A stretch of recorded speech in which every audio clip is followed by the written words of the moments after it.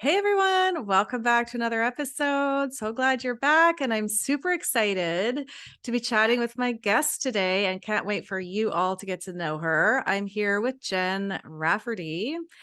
And look, I'm going to tell you a little bit about Jen so that you know who this amazing woman is. Jen started her teaching career as a middle school teacher in central New York for 15 years, and she founded Empowered Educator in 2020 as a response to teacher burnout during the pandemic. And Jen is known for bringing energy, humor, and expertise in her presentations while inspiring educators to stay connected to their why. Love that.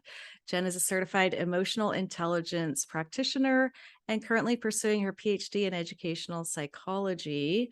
And since its inception, the Empowered Educator has reached teachers and school leaders all over the world.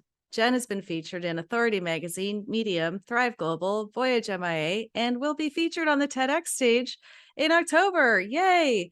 She's the author of the Amazon bestseller, A Place in the Staff, Finding Your Way as a Music Teacher. Welcome, Jen. Hi, thank you so much for having me, Val. Yeah, I'm super excited to talk to you. I love all that you're about. I mean, we haven't even touched on all the other things that are going on in your life, which we will. Great. But I mean, PhD, TEDx, book, you've got it all going on. Yeah, it's been a really exciting ride.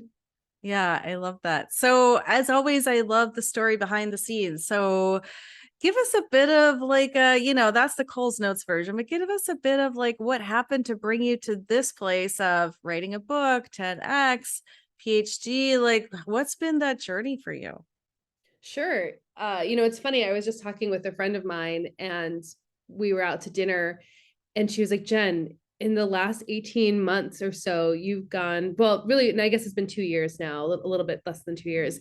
You've gone from being on unemployment to doing a TEDx talk. What happened there? Let's talk about that. So it has been a remarkable journey. And I guess the easiest place to start is 2019.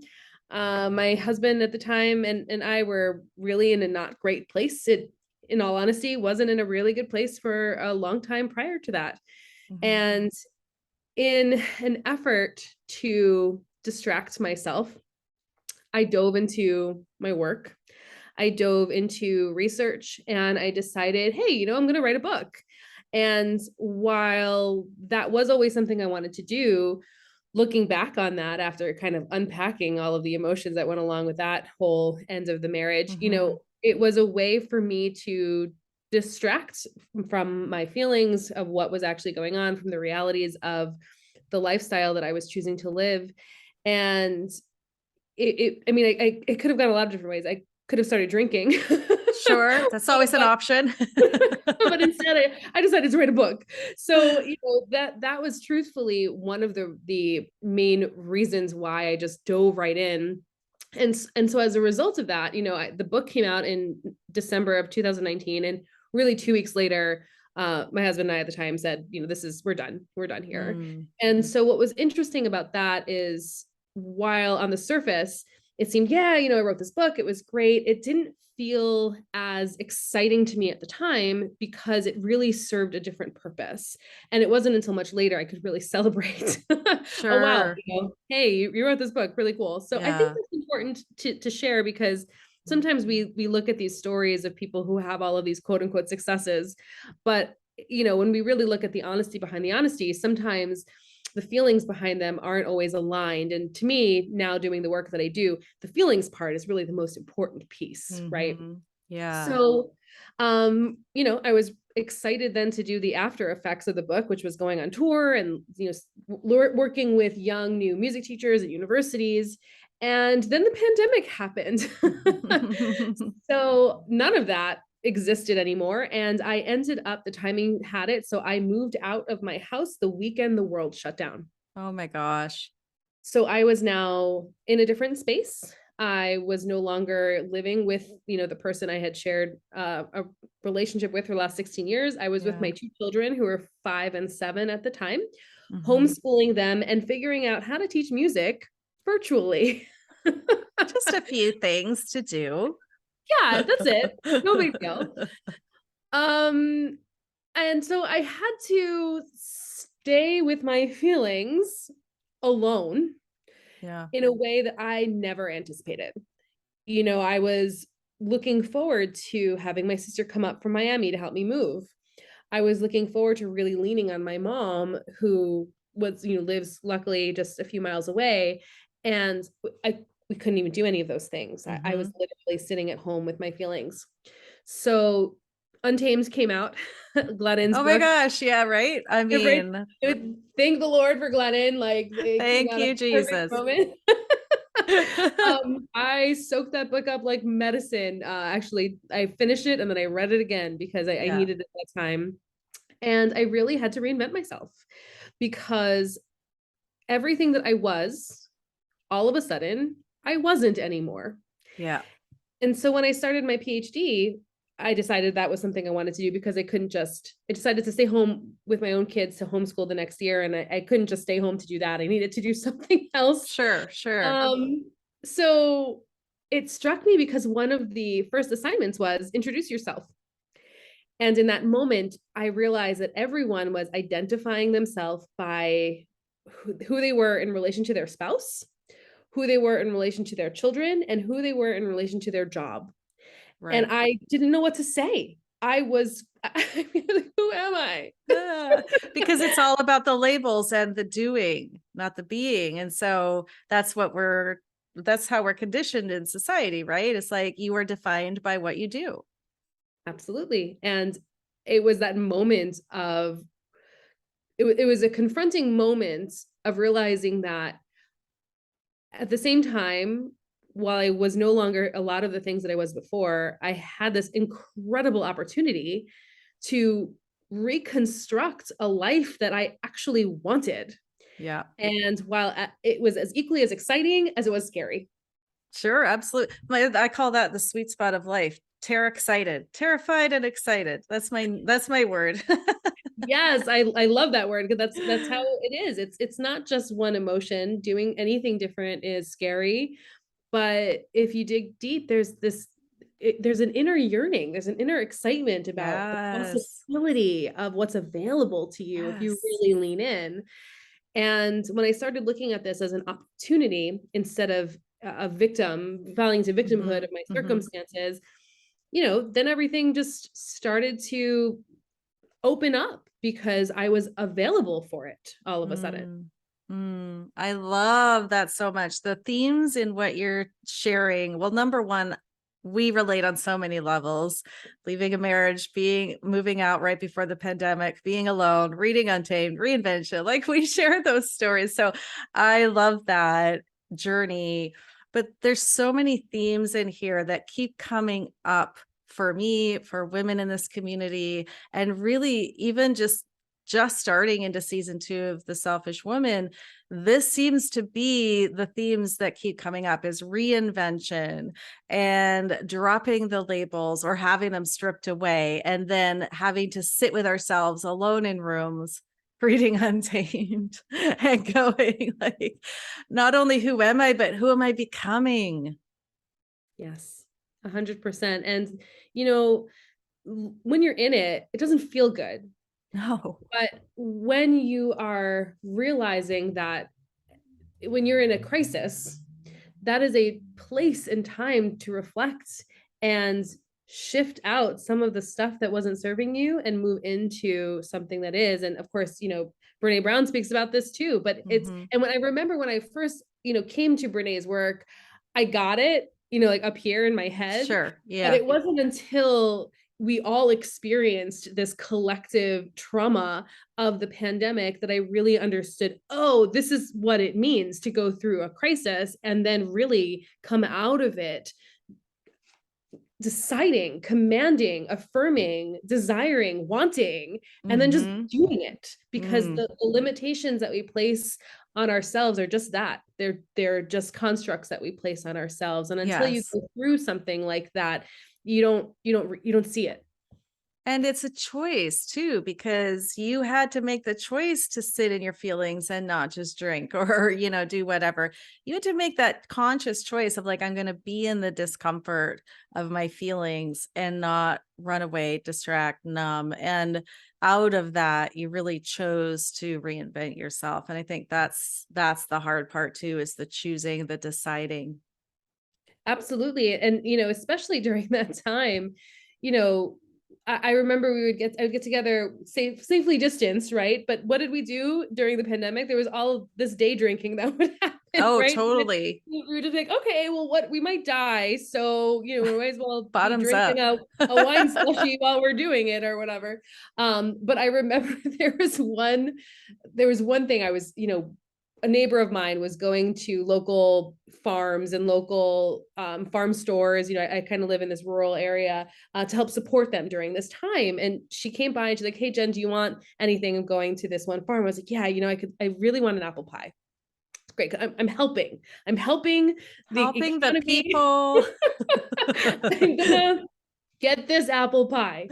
Well, that apple pie was gone in like 2 days. That was to me a wake up call. And it was like, okay, Jen, here's a time where you could really sit in your story and just be in this space, or you can make a new choice. Like you said, it's always a choice. What are you going to do about this now? You cannot control your environments in this moment. So now what? Yeah. And that to me, it sounds so silly now, but that was it. It The was pie the was apple delicious, by the pie. way. Yeah, it was delicious though, but it really served a different purpose in that moment. What was that like? Because I think, like, hindsight, right? It's like, okay, the apple pie moment or that last bottle of wine moment, or where we're like, okay, something has to change. But then that active daily choice of not eating the pie, not drinking the wine, choosing to do something that is going to move you forwards in a different direction. That's the gritty, daily, tough choices. How did you continue to make that choice every day? I think the turning point is a big decision, but then it's after that that can sometimes be the hardest, of 2, 3, 4 months in, still not eating the pie, still not drinking, whatever it is. Where did you find the determination or motivation to keep choosing that different path? Well, that has to go back to what actually you said in the intro that you did, is connecting to your greater purpose and to your why. For me, it has always been to inspire people to discover their voice. And when I was in the music classroom teaching choir, that was quite literal. And I had been doing professional development, working with teachers and school leaders for a long time, just because of my research that I've been doing my whole career. And especially during that time, during COVID, when teachers were unsure about even what to do, where to go, who to be, all of the things, I reconnected to that. And that was the North Star, which allowed me to decide which choices aligned with getting me closer to that, or which ones Mhm. didn't. So there was purpose, right? Yeah, yeah. And that is a huge part of why I do what I do, because at the end of the day, when we move the needle forward towards this goal, well, then there's this feeling of connection that happens, where during those times of literal isolation, Mhm. you had to create that connection piece yourself, because it wasn't as readily available as we had been so accustomed to Yeah. living in this world. So that connection to my greater purpose, which then connected me to this greater piece of humanity, was really the thing that did it, that kept me going, that continues to keep me going, and fuels me to do great things, like Mm.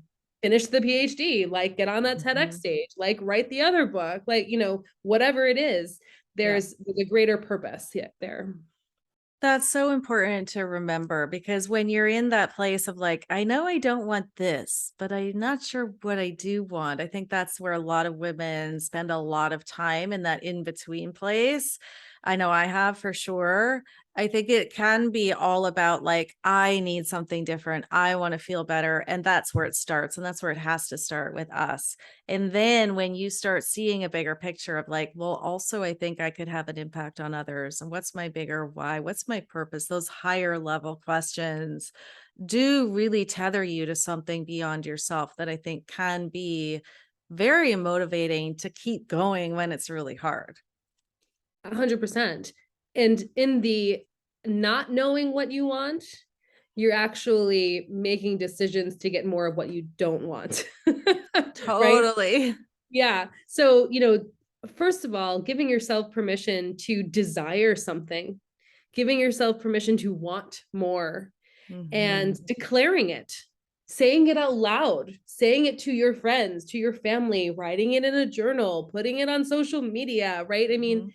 this is the way that the world works. When you put it out there, then that's the stuff that comes back to you.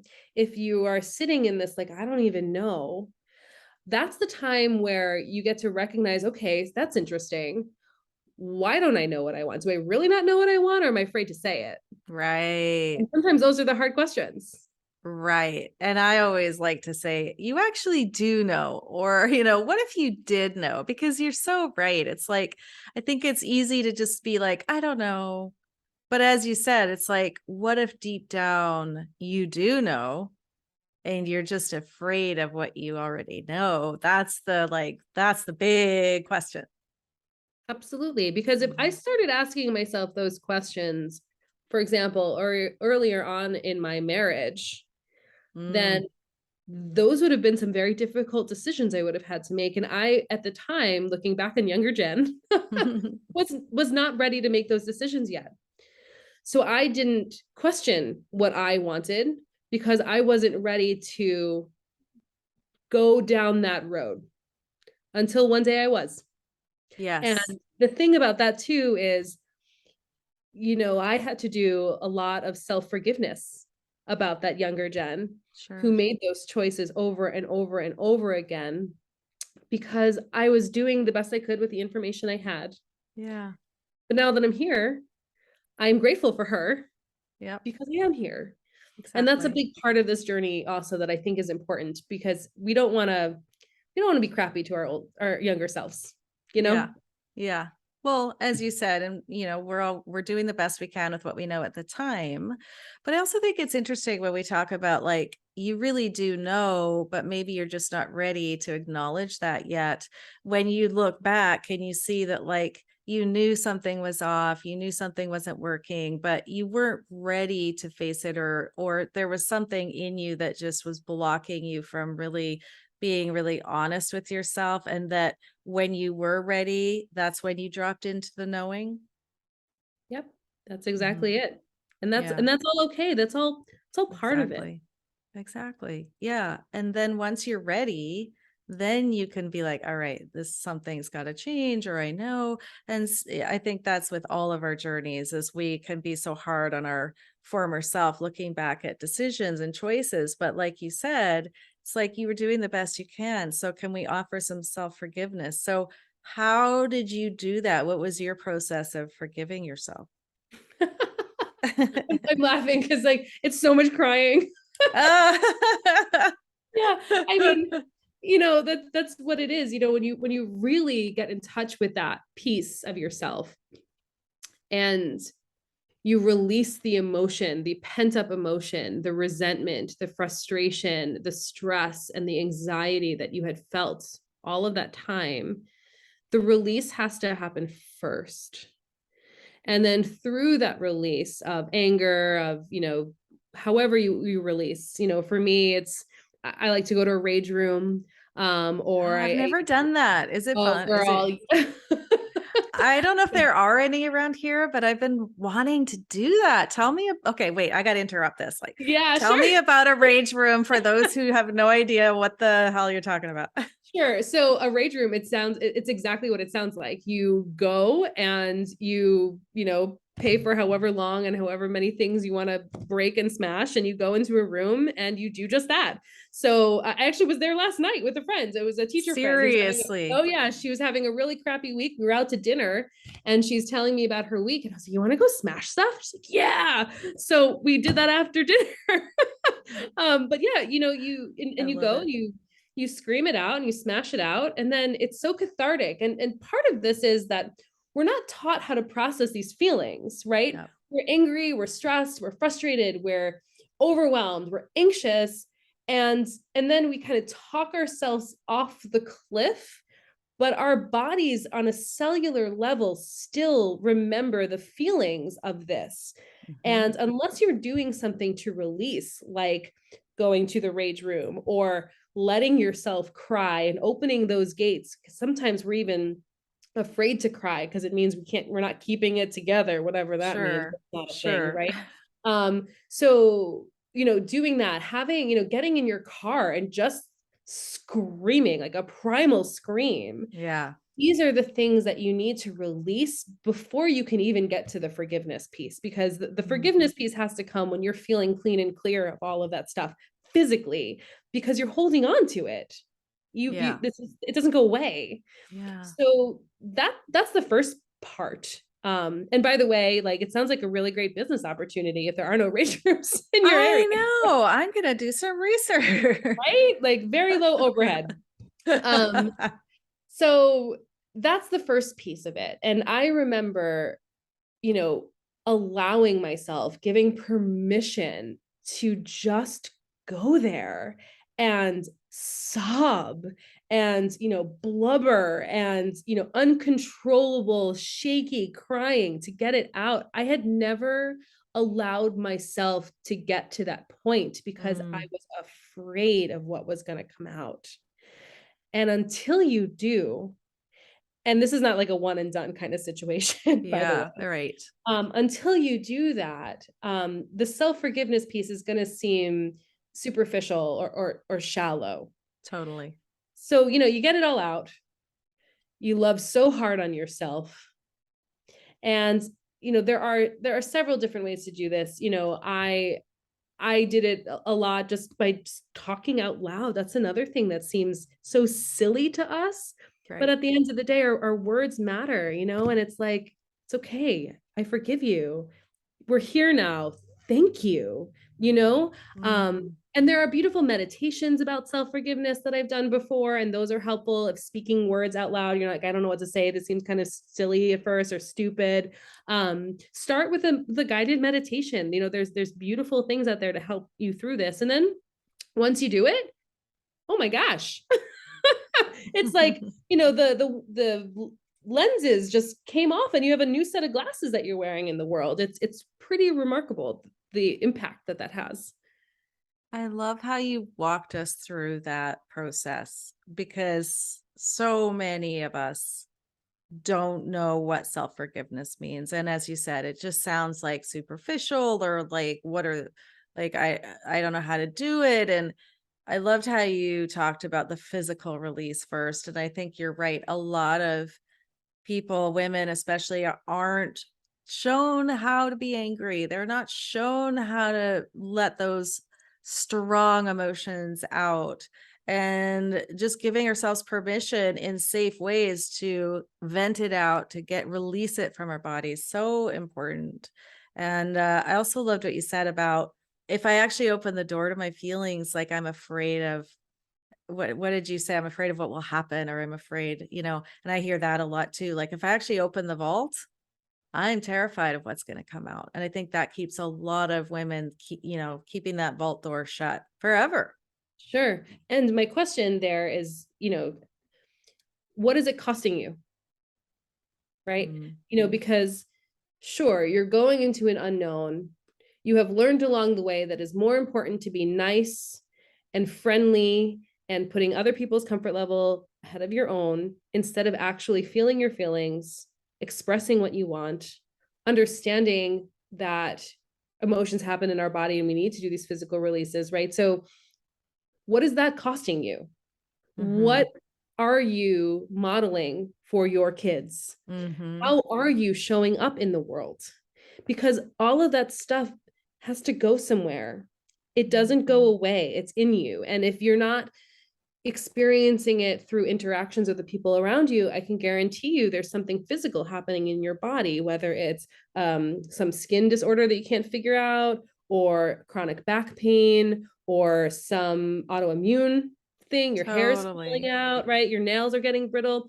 Your body experiences these types of emotions, if they're not processed, as toxins. Mm-hmm. And, just as we eat and we sleep and we're told that we need to get exercise, you also need to process your emotions. And this is a lot of the work that I do, particularly with educators, is understanding. I mean, but this is for everybody. Sure. My field is Yes. just educators, right? But like, you have to understand how your emotions fit into your life and how they direct and reflect everything around you in your reality.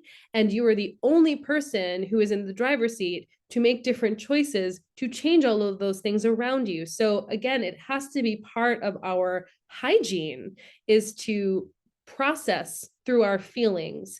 And this is very different than how we've been brought up.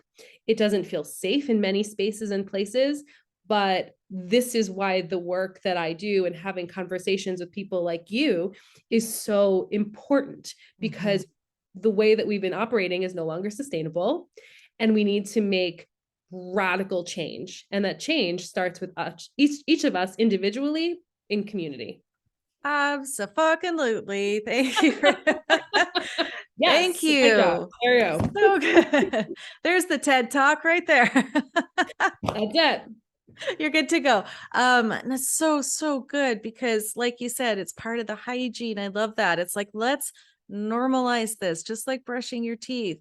You got to process the emotion, and it feels so scary and overwhelming and daunting, but that's just because it's unknown. And I love also that you said, let's do it in community, because we're not meant to do it alone. When you're left alone, it's scary as hell. And I think also, like, we know what that's like to be alone during the pandemic, the isolation and the feeling of like disconnection is so hard. And we're all coming out of, I believe anyways, we're all coming out of the pandemic with some level of trauma. Oh, 100% of us have trauma from what just happened Thank to you. us. Mhm. Yes, whether you see it or not, acknowledge it or not, it's real, it's there. So what are we going to do about it? Because like you said, that's the first step to reinvention. Coming back to that, it's like that has to happen. And there's beauty in that. I have this Alice in Wonderland quote in my room that I see every morning. I can't go back to before because I'm a different person now. This is Hmm. how it is. This is how we grow. We can't go back. Yeah, And I hear this a lot. It's like, well, when things go back to normal, when it goes back to the way, it's not going back. it's It not going never back. goes back. It never goes back. We have to look forward. And in looking forward, we have this beautiful opportunity to make significant changes, because how it was going before wasn't really working anyway. Yeah, right. It wasn't all that great. And there's the world's a shit show, sure. Like there is so much going on. There's so much grief and trauma every day. And I think it can be really hard for people to see a way forwards, and we end up romanticizing the past, whether it's a past relationship or a past government or a past whatever. And we want to go back. But as you said, we can't. It's not possible. So going forward's the only way. So what are we going to do about it? So the way forward is looking inward. Haha, love it. That's how we do this. We have to look inward, because that is the only place where we have agency. That is the only place where we actually have, you talk about control. Like, that is a lie. Yeah, That is an right? illusion, right? You don't have control over anything. What you do have control over is how you decide to feel, how you decide to create aligned actions, beliefs, thoughts, your language to who you want to be. That's what you have agency in. That is stepping into your power, feeling empowered. Because again, it's so easy, like you said, to just fall victim to all of the things. We all have trauma, we all have struggles, and there isn't a trauma hierarchy here. We all physiologically and biologically experience trauma the same way, whether it's big T or little t. Mhm. So you all have a responsibility, and you all, me too, I'm included in this too. I do this work every single day. We have a responsibility to look inward, to decide, well, now what? What does this mean for me? Who do I want to be? And what choices do I need to make to align with that? And that's how we move forward. Love it so much because exactly, it's so easy to just look outward and be like, well, if that changed or that changed or that changed, then, things would be okay. But as you said, it's got to start with us and how can we change? What's the change we need to create within ourselves? And then the ripple effect starts to create the change externally. And I always say that too. It's like it's inward, then outward. Like it's got to happen that way, but we don't like that. We want the just change everything outside of me and then I'll be good. Yeah. And I was in a workshop this morning, and one of the educators I was with said that how she, doing this work, started to come to this realization of like, oh, all these years I've just been waiting for something to change and waiting for some like magical wand to come and Mhm. make my circumstances better. Mhm. There is none. There Mhm. literally is no magic wand, because wherever you go, there you are. There you are. Right? And so the change has to start with you. And it's so cliche, but the reason why it's cliche is it's true. It's true. It's true. As Mel Robbins says, no one's coming to save you. You have to do the work. And the more we talk about the work, normalize it. And I think a lot of people are like, well, what does the work mean? And well, you just gave us a great breakdown of part of that: self-forgiveness, working through feelings, owning your shit. Like that is all a huge part of the daily work. And I love that you've been walking this out for yourself and that you're a living example of the lifelong journey of growing and becoming and reinvention and coming home to yourself. Because if we're not doing that work, Val, if we're not on that journey, like what are we doing? Right? Like We're what's eating apple pie, Jen, and drinking wine. And I'm gonna say we can do both. I think we can do both. I mean, We we can can drink do wine. both. Yeah, I think we can do both, because in my vision, like I have it all, right? So I'm gonna have my apple pie, drink my Totally. wine slushy, and do the work, and that's how I'm gonna live my best life. Exactly. Like, let's have all the things, not just the pie and the wine, but all the things: the reinvention, the self-love, self-forgiveness, the vision, the successes, whatever that means for you, and the apple pie. But then it's just a bonus. It's not, I need it. I need it because I'm stuffing my feelings. Exactly, exactly. And I'll tell you what, it tastes better now. Ah, I love that. Because Well, it tastes better now because, like you just said, I don't need it. Right? yeah, It's not filling a void. yeah. I have, in this journey and the work that I continue to do, reinforces every day my self-worth, and I am worthy of everything that I've ever wanted just because I am. And before, I love how we're using this analogy. The apple pie was filling that void. Now there is no void. So, apple pie is bonus, right? Yeah. And, when we talk about self-worth and value and enoughness, it tends to get really heavy sometimes. That's like our Yeah. initial, like, oh, it's so heavy. Healing is so heavy. It doesn't have to be that way all the time, Mhm, right? Like mhm. here we are laughing about this. Yeah. There is levity that can also only happen within community, which is again why doing this together connects us with other women, with other pieces of humanity, and this is the work of our lives. Mhm. Um, it is vague because it looks different for everyone, but the Yeah. self-care meaning, not the freaking bubble baths and manicures and massages that like makes me nauseous when everyone talks about Right? that self-care, like fuck you. Yeah. I That's love not it. what this is, right? Like, this is about understanding the steps to become self-aware, understanding the tools that are available for you to self-regulate in real time, to understand the value of your words and the power of the language you use. That's the work. And Mhm. it's fun. Exactly. I mean, I love that. Yeah, we can have fun doing this. I think when you're trying to do it by yourself, it does get so heavy and you get so like serious about it and serious about yourself. And yeah, some of it is heavy, but it doesn't have to all be. And I love that you brought in the power of community in that. When we get gathered together, there's tears and laughter and it all gets to be there. And it can be so healing to find the humor in our humanness. And I just came up with that. I love that, humor in our Mm. humanness. Write that down. That sounds like a nice article Next title. book title. Yes. Mhm. But yeah, and using the apple pie analogy, it's really isn't like you say, when you no longer have that apple pie sized void inside of you, you don't need the apple pie to fill it. You filled it with yourself. And now that's just a yummy, delicious treat. Yes. Yes, Yeah. absolutely, and, um, a ripple effect of that. My kids see that. My kids are Hmm. watching me make these different decisions. My kids are watching me put myself first and understand the value in that, and they are they are noticing in a way where their choices I have observed have become different already as they are growing and developing themselves. So talk about ripple effect.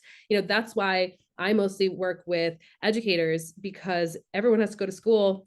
And so when teachers really do this work, the ripple effects are tremendous Oh, for the kids who are there. They are watching us. And my hope is we leave this world better than the way we found it. This is how. I can only imagine the power of teachers taking care of themselves, healing, releasing trauma, knowing how to do that for themselves. I can only imagine the power of the kids sitting in that classroom with a teacher who is self aware, awake to their lives, fulfilling themselves, taking care of their needs. Like that must be so rewarding.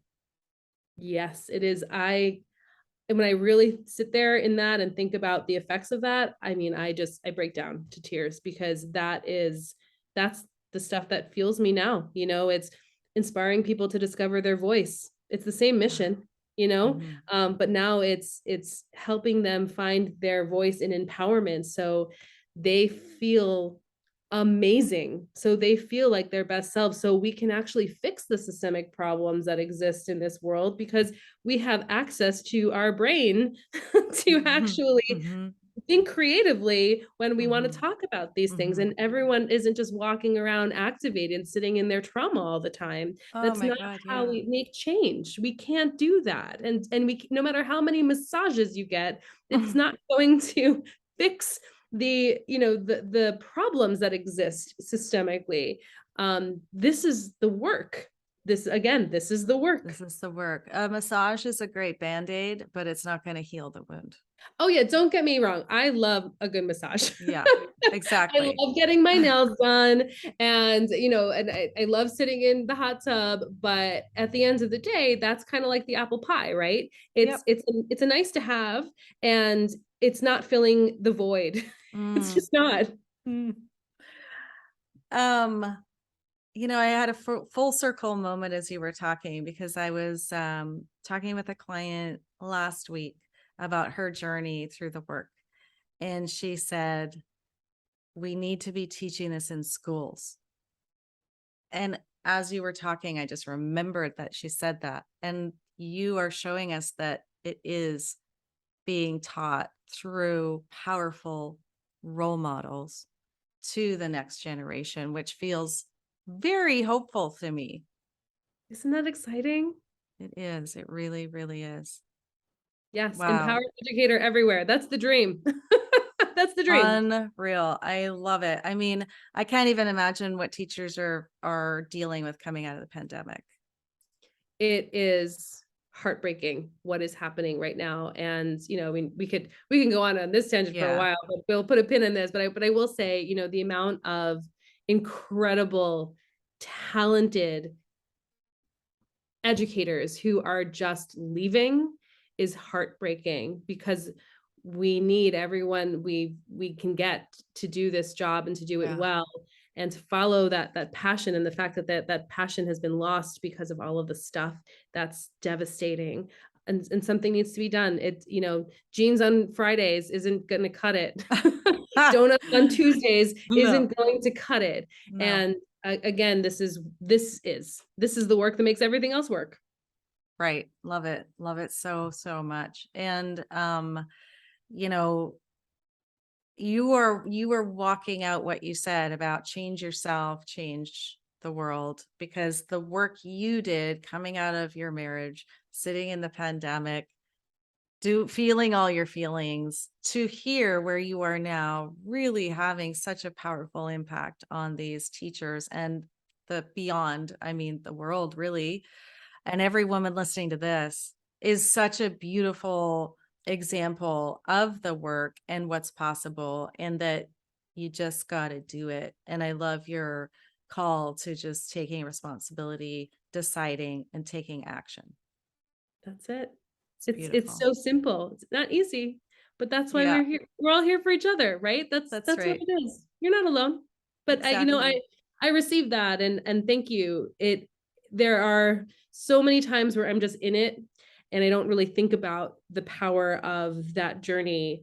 And having opportunities to talk about it like this is important for me too. And because celebrating yourself is another part of this journey. Uh-huh. Right? Yep. And so thank you. I received that. Yes. Most women aren't good at it. We weren't taught how to celebrate. We're told to be humble and modest and all the things. And so it's like, no, we got to celebrate ourselves, because when we celebrate ourselves, we are showing other women that, like, we've got to own our stuff. We've got to stand in our power unapologetically. And I love that so much. So I just want to go back to apple pie one last Oh, sure. Hey, I love apple pie. We can go back there as many times as you time. want. Because I just want to invite anyone who's listening to ask yourself, what's your apple pie, right? Like, we all have our Mhm. apple pie. Mine was wine. I drank a lot in 2020. That was my way to numb out. I was not ready. And then 2021, I was like, no, I got to put down the bottle. And I stopped drinking for 6 months. And that was like a huge turning point for me. But everyone has their apple pie. It could be social media or Netflix or Hallmark movies or, whatever, exercise, like whatever it is. Right. So I think it's a great inquiry to leave with people, is like, what's your apple pie? I love that. Yeah, that's a great question. And again, not that the apple pie is bad. It's Nope. just getting curious as to why it's so important to you in this moment. That's right. Love that. Get curious about it. Yeah. Don't make it wrong. Yeah. Don't shame Okay. yourself. Yeah. But just see, like, is it working for you? Is it just a once in a while thing? Or is it really, there is a void that needs to be addressed with Yeah. love And and grace? yes, exactly. Love and grace. And that's the thing, that self-love, that you're worthy of self-love. You know, a lot of times when I talk with people about just got to push through and keep it together, and tough love and no excuses, at the end of the day, these choices that we're making are really being led by our inner child, right? This is the child that grew up and saw all of the world, made meaning of everything. And by the time, when we're in utero, third trimester to about 7 years old, we're a video camera, and we are Yeah, absorbing all of the things, making meaning of all the things in relationship to you. And so you grow up with that. So when you're butting up against some of these things that aren't feeling right, this isn't your like 25, 35, 45, 55-year-old self. This is your little girl who has made meaning out of something, who is actually leading the show. This is that's how your right. mind works, right? And so your little girl doesn't need tough love. Your little girl doesn't need you to look at her in the eye and say, buck up, no excuses. What she needs is a hug. What Mm-hmm. she needs is some love. What she Yeah. needs is to be told that she is worthy of pursuing her dreams, that she's worthy of happiness. And what's the beautiful gift about all of this is that you get to do that. You get to Mm-hmm. give yourself that. And that's another piece of this, like what you're saying, getting curious about it with grace and compassion and love.